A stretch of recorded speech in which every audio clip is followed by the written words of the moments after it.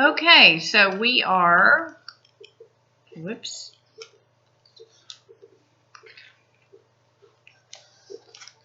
on Genesis 11. I haven't read in a couple days, so I'm trying to remember where we left off. But anyways, oh yeah, we're finding out that basically everyone came from Noah's families. But you notice that he only mentions the sons. And like I said, I believe that there were other people because it talks about them spreading out,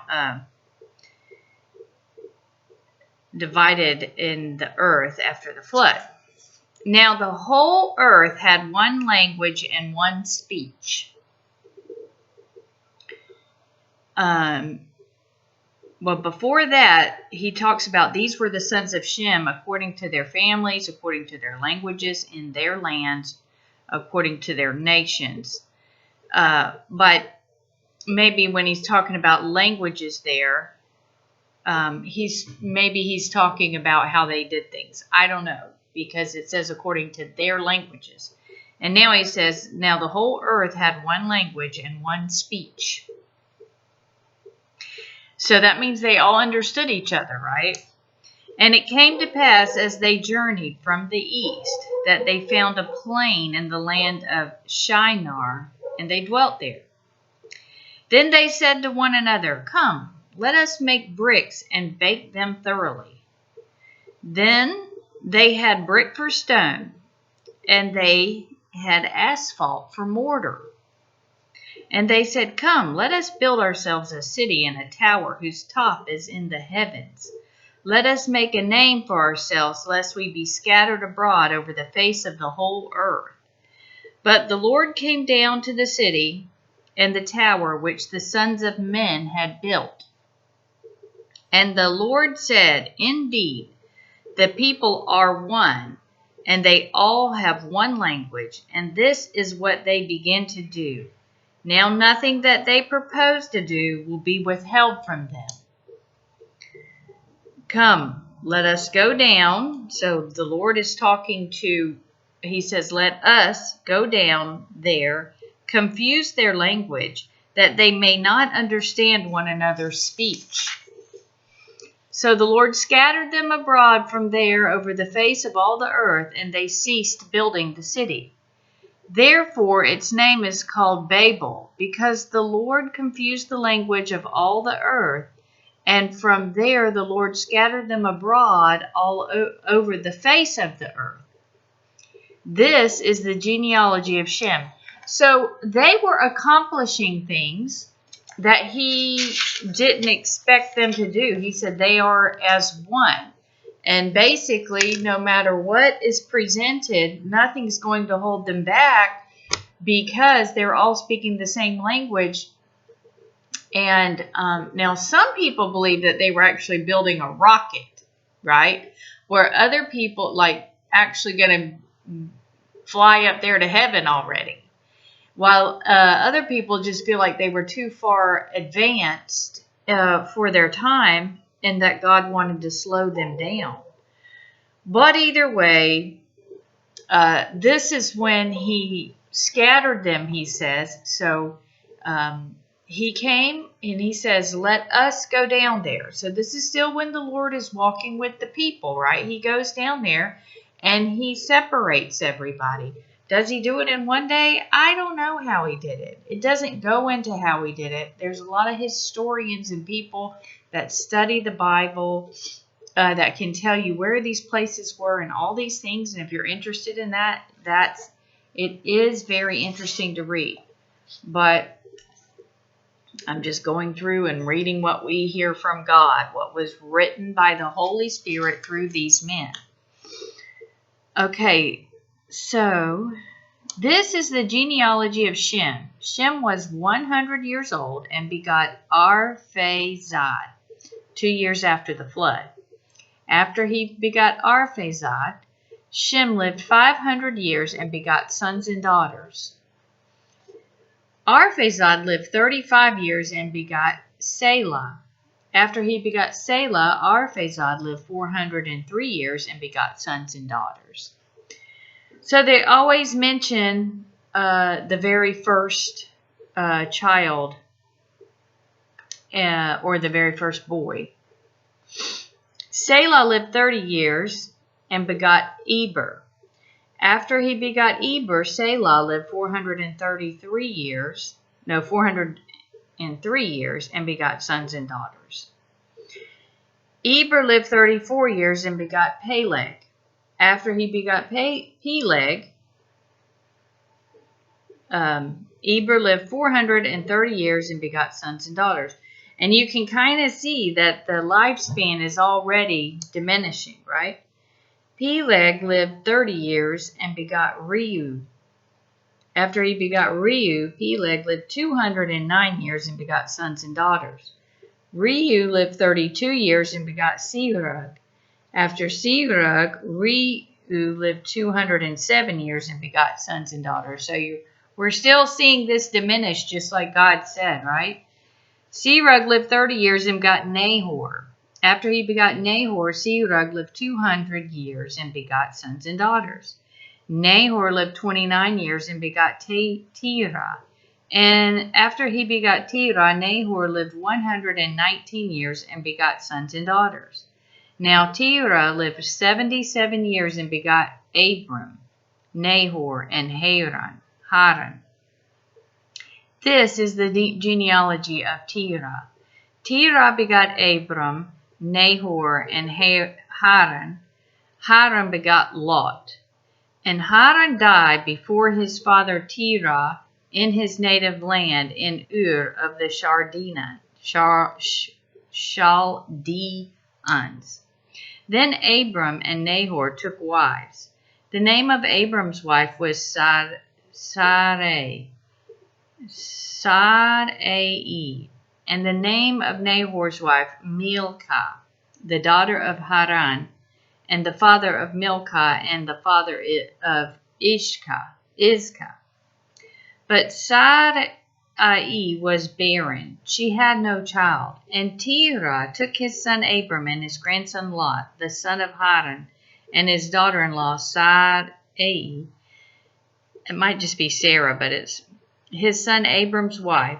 And they went out with them from Ur to the Chaldeans to go to the land of Canaan, and they came to Haran and dwelt there.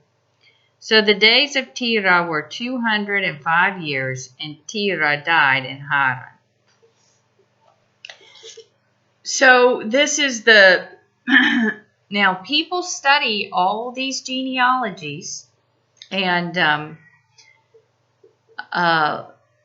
focus on where they lived and everything. There's lots of books about the history of the Bible. And it does help to understand a lot of stuff. But for me, I'm just learning that, that there's these genealogies and that it's exactly what God said. Everything was going to, ages were going to diminish their lifespan on earth, right? Now the Lord had said to Abram, "Get out of your country, from your family, and from your father's house, to a land that I will show you.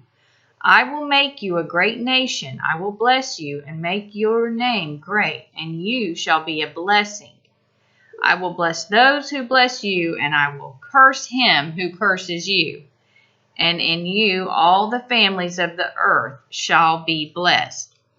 So Abram is a very special person, right? And God says if anyone curses him, he's going to curse anybody that curses Abram will be cursed by God. And anyone that blesses Abram will be blessed by God. This is when we read about not to mess with God's plan and not to mess with God's people. But when God has singled out someone to be special like this, and people mess with these people in a bad way, you can get cursed, right? Your family can get cursed. He says it in the Bible. So, anyways, and he said that all the families of the earth would be blessed through his family. This is a very special gift from God. This person is extremely important, right? So Abram departed as the Lord had spoken to him, and Lot went with him. And Abram was 75 years old when he departed from Haran. Now listen, some people read stuff like this and they say, oh, my family also, we must be from Abram. Or they take these things and they read them and they use them against people saying, yes, you have to do what I say or you're going to be cursed because we are from the family of Abram. And they use the Bible. Sorry. Poor people, they're just like lambs. And they believe these types of things. And then they end up doing whatever people say. It doesn't say anyone's family. He's talking about Abram. And he's saying that what we're seeing is there's a special person with a special family. But if there's someone on the earth right now that is a special person with a special family, they're not going to walk around and say, we're the special people, because God blesses humility, right? We know when God is going to bless someone because he sees that they are righteous. So a righteous person sanctified by God and blessed by God in this way is not going to be a boaster, or they're not going to use anything like this in order to manipulate people. Manipulation is not a blessing from God.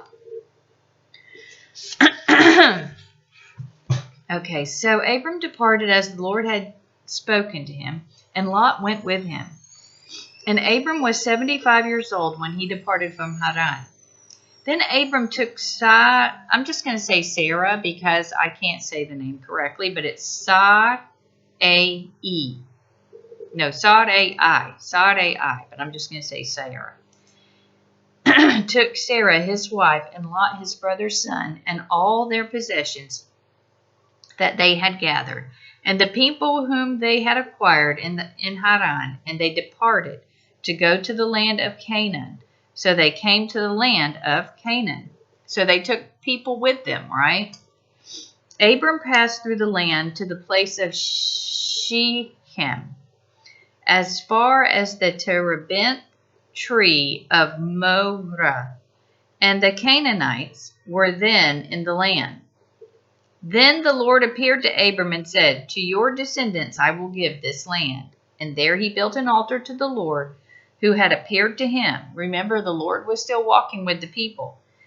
And he moved from there to the mountain east of Bethel, and he pitched his tent with Bethel on the west, and Ai on the east.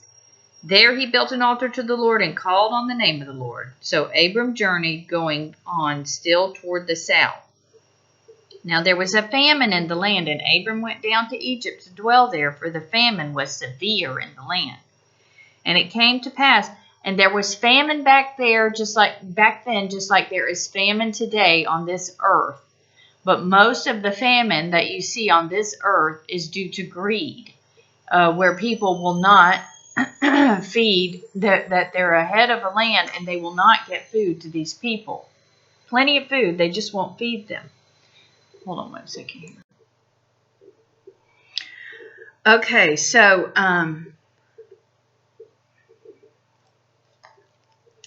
this famine was severe, and it came to pass when he was close to entering Egypt that he said to Sarah his wife, indeed I know you are a woman of beautiful countenance. So she was very beautiful. Therefore it will happen when the Egyptians see you that they will say, this is his wife, and they will kill me, but they will let you live. People say please say you are my sister, that it may be well with me for your sake, and that I may live because of you. So it was when Abram came to Egypt that the Egyptians saw the woman, that she was very beautiful. The princes of Pharaoh also saw her and commended her to Pharaoh. And the woman was taken to Pharaoh's house. He treated Abram well for her sake. He had sheep, oxen, male donkeys, male and female servants, female donkeys, and camels.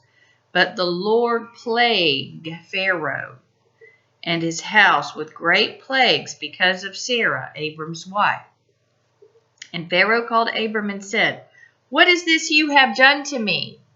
Why did you not tell me she was your wife? Why did you say she is my sister? I might have taken her as my wife. Now therefore, here is your wife. Take her and go your way." He said, "I could have taken her as my wife. Why didn't you tell me?"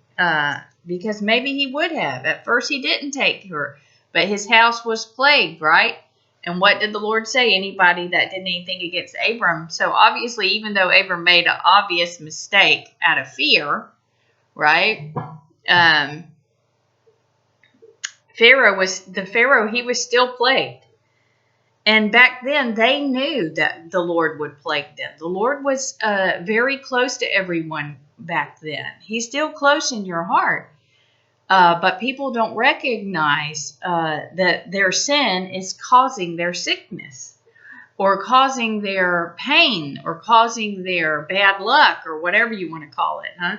It's all this sin. So Pharaoh commanded his men concerning him, and they sent him away with his wife and all that he had. So he didn't want to be plagued by God. He was like, "You got to go," right? He knew right away something was wrong, and he found out it was her, right? So anyways, as a joke, lesson, don't tell people your wife is your sister. Just kidding. But anyway, so it's just an example of what can happen when you mess with a marriage or someone out of God's family, right? Even unbeknownst to you. Okay. If things are looking bad, get away from it. Have a great day. We'll read more. And I'm pretty sure only people that are going to listen to this are Granger and Sarah. So I just want to say that I love you guys and that it's fun. I'm glad that God put it on my heart to read the Bible to you so that we can share this no matter what stage in life you're in. No cussing. Love you. Bye.